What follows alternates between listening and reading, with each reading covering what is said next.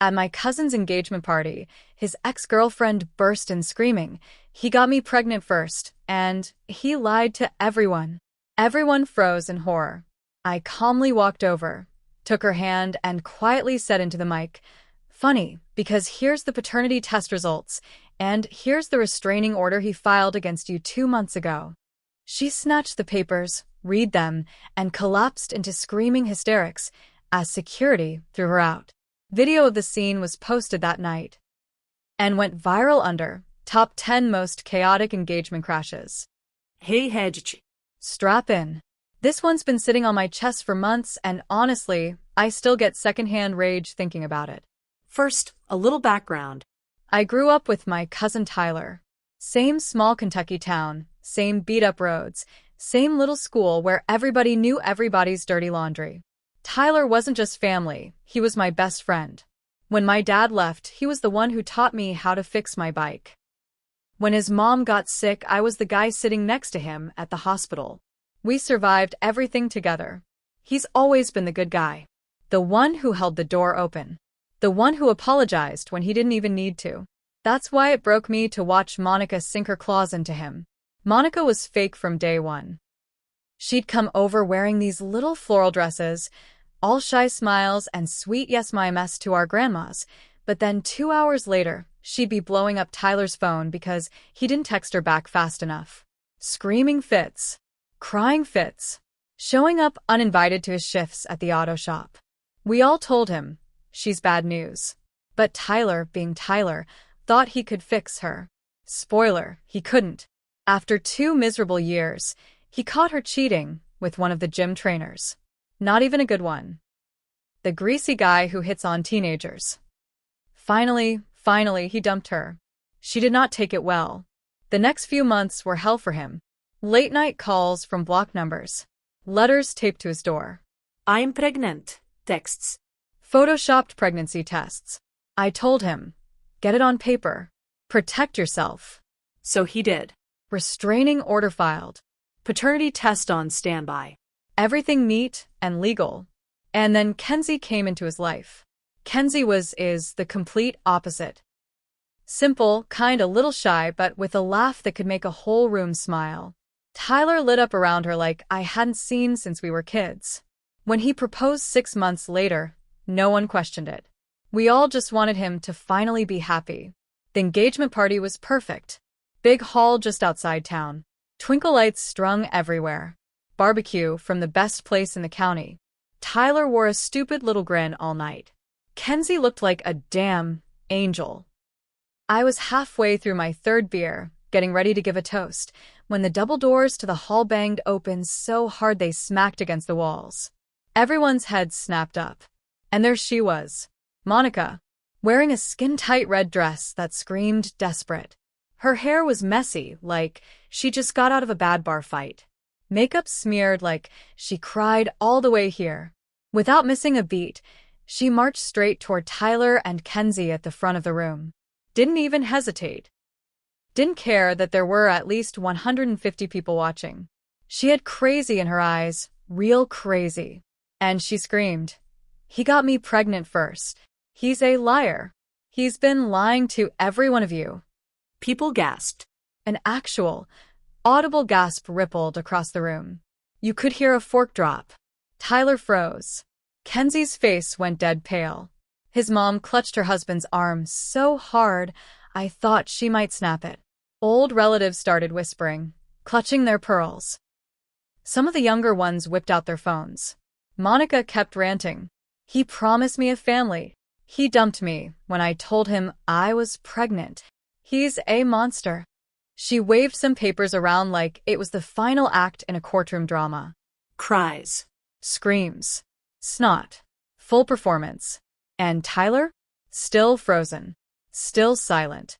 Like he thought maybe if he didn't move, none of this was real. Nobody knew what to believe.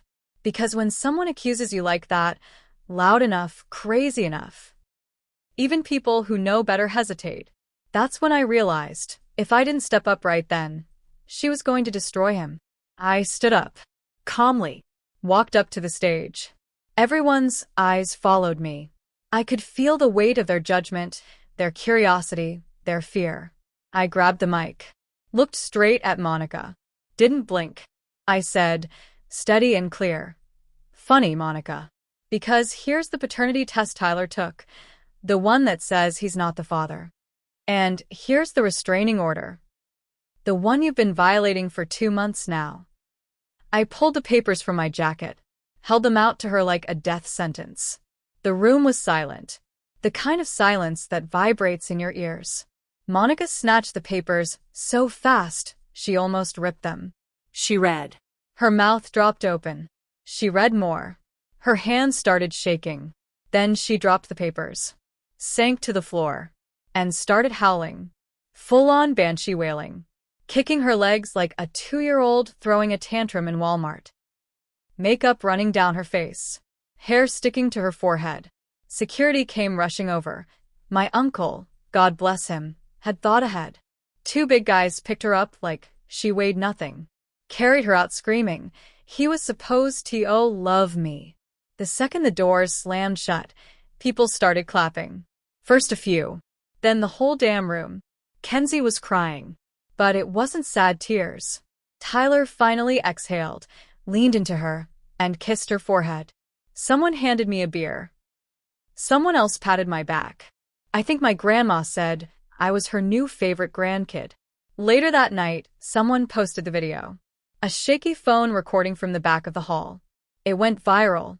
Title: Top 10 Most Chaotic Engagement Party Crashes. Number 1 will make you cry laugh. Comments blew up. People were saying Monica deserved an Oscar. Or an exorcism. Either way, Tyler and Kenzie are still standing. Wedding's still on for the fall. And Monica? Last I heard, she's still telling anyone who will listen that it's all a big conspiracy against her. Sure, Monica. We all thought that night was the end of it. That Monica would crawl back under whatever rock she came from. We were wrong. 2 weeks after the engagement party, Tyler called me at midnight. I could barely understand him through the static and panic in his voice. "She's outside, man," he said. "She's outside my house." I sat up in bed. "What the hell do you mean?" "You called the cops." "Yeah, but she's just standing there, staring at the house. Not moving." I didn't even put shoes on. I jumped in my truck and sped over. By the time I got there, 2 sheriff's deputies were already parked out front, lights flashing. Monica was standing dead center in Tyler's front yard, barefoot, in the rain, holding something in her arms. I parked and got out, heart hammering. The deputies were trying to talk to her, but she wasn't answering. Just standing there clutching that thing. I got closer. It was a baby doll, wrapped in a ratty old blanket. She was rocking it back and forth like it was real. I swear to God, it was the creepiest thing I have ever seen. The deputies finally managed to get her into the back of the cruiser. She started screaming Tyler's name, shrieking about how the baby needs her father, and we're a family. They hauled her off, charged her with violating the restraining order again, trespassing, and public disturbance. I stayed with Tyler that night. Neither of us slept. Every creak of the house made us both jump. And as bad as that was, it wasn't the end. Because crazy people don't just quit. 3 days later, a local Facebook group posted a warning. "Monica Jones is making false reports and showing up at events. Stay safe." Apparently, Monica had been messaging half the town, claiming Tyler beat her, claiming Kenzie was a homewrecker, even posting fake screenshots trying to show Tyler admitting he was the father of her imaginary baby. Some people believed her. Old friends started texting Tyler asking if it was true.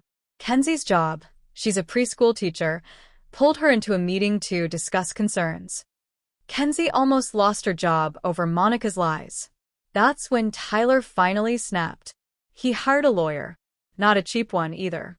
The kind of guy who's more shark than man. We filed harassment charges.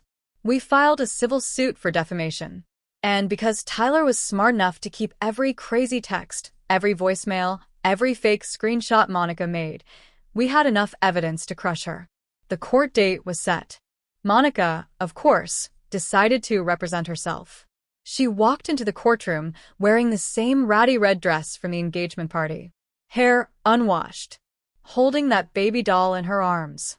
It was pitiful and horrifying.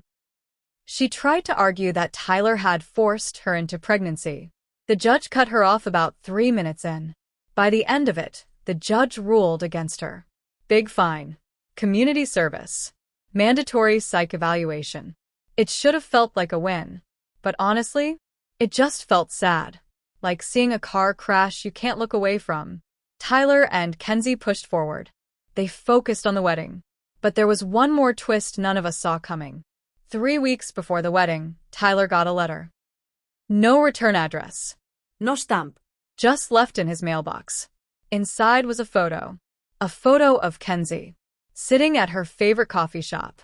Smiling at something on her phone. Someone had taken it from outside the window. On the back, in messy, almost childish handwriting, it said, "You can't keep her safe." When we found that photo, everything changed. This wasn't just crazy ex-drama anymore. This was stalking. Real, dangerous, gut-wrenching stalking. Kenzie broke down crying when she saw it. Tyler just stood there, gripping the kitchen counter so hard his knuckles turned white. I could see it, that flicker of rage in his eyes. The same one I saw the night he caught Monica cheating. First thing we did was call the cops. They took it seriously this time. Real seriously. A detective came out, took the letter and the photo, dusted for fingerprints. We installed cameras all over Tyler's house. Kenzie moved in full-time. I stayed there a lot too, sleeping on the couch with a baseball bat in arm's reach. We all carried pepper spray. Kenzie stopped going anywhere alone. She even quit her job at the preschool because it felt too risky. It wasn't fair. It wasn't right. But Monica wasn't playing fair anymore. Weeks dragged by. Nothing.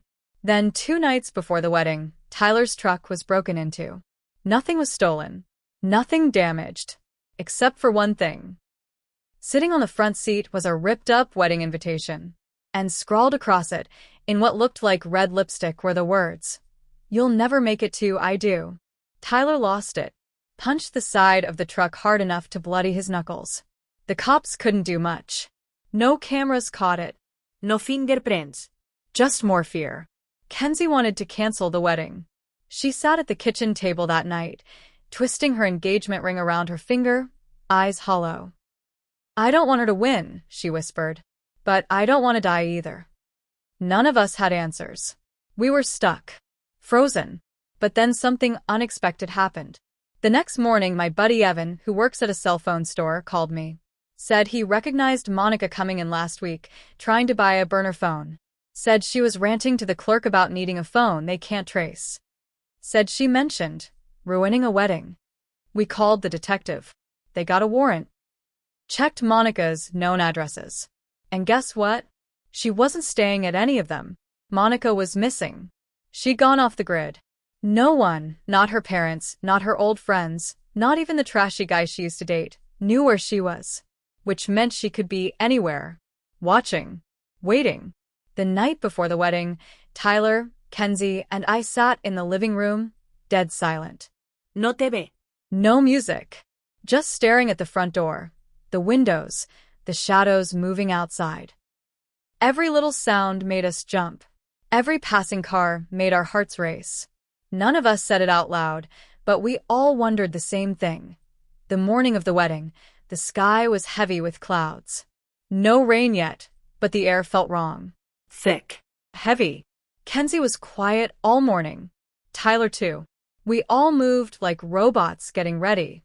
The wedding was supposed to be outside at a small farm about 15 minutes out of town. Big white tent, simple chairs, homemade decorations. Kenzie's dream wedding. Security was tight. Tyler's dad hired 3 private guards. The police agreed to send a cruiser to swing by every hour. Still, none of us felt safe. The ceremony was supposed to start at 4 p.m. Guests started arriving around 2:30. Laughing, chatting, drinking lemonade. Like it was just another Saturday. They didn't know. We didn't tell them. No one wanted to ruin it if there was even a tiny chance Monica really was gone. Around 3:45, People took their seats. The music started. Kenzie stood behind the barn with her bridesmaids, shaking so bad she almost dropped her bouquet. I stood with Tyler at the altar. I could feel his whole body vibrating next to me. And then, right as the music changed for Kenzie to walk down the aisle, it happened. Screaming. High, shrill, blood-chilling screaming. From behind the barn. Everyone froze. The music cut off. Chairs scraped back. People gasped. Tyler didn't hesitate. He took off running toward the sound. I was right behind him. We rounded the barn, and there she was. Monica, wearing a white wedding dress. Hair wild. Eyes bloodshot. Standing right in front of Kenzie, waving a pair of rusty scissors around. Kenzie was backed against the barn wall, bouquet on the ground, frozen in terror. "You're not marrying him," Monica screeched. "You're fake. A whore. He's mine." She lunged forward. Kenzie screamed. And that's when Tyler tackled Monica to the ground. Full force. Scissors flying out of her hand, skittering across the dirt. I ran up and grabbed the scissors. One of the guards came flying in and pinned Monica down. She fought. Clawed. Bit. But it was over. The cops pulled up less than 5 minutes later. Handcuffed her right there, in her ripped white dress. Dragged her kicking and screaming into the back of the cruiser. Kenzie was shaking so hard she could barely stand. Tyler just held her. Didn't say a word. The guests, of course, saw everything. No hiding it now. Whispers spread like wildfire. People recording on their phones. Already planning what they'd post online later. But Tyler and Kenzie? They made a choice. They wiped the dirt off. They wiped the blood off. Monica scratched Tyler's arm pretty bad. And they got married anyway. Right there, standing in front of all the wreckage. Kenzie's dress was ripped. Tyler's knuckles were bruised. But when the officiant asked, "Do you?" they both said, "I do," loud enough to shake the fields. The guests cheered. And some cried. It wasn't pretty. It wasn't perfect. But it was real. Monica was charged with assault with a deadly weapon, stalking, and multiple violations of the restraining order. She's now serving time. Real prison time. Not just a slap on the wrist. The judge said she needed serious mental health help, but that didn't excuse what she did. Kenzie went to therapy for months after. Still jumps at loud noises sometimes. Tyler ended up selling his house. Moved with Kenzie to a small town 2 states over. Started fresh. And me? I thought I did everything right. But the truth is, I didn't see it early enough. I underestimated Monica at first. Thought crazy would just burn itself out. It didn't. It grew. Because none of us wanted to be mean enough to shut it down harder, sooner. I carry that guilt. Every time I see a bride walking down the aisle without fear in her eyes, I think about Kenzie. And how we almost lost her. Never again.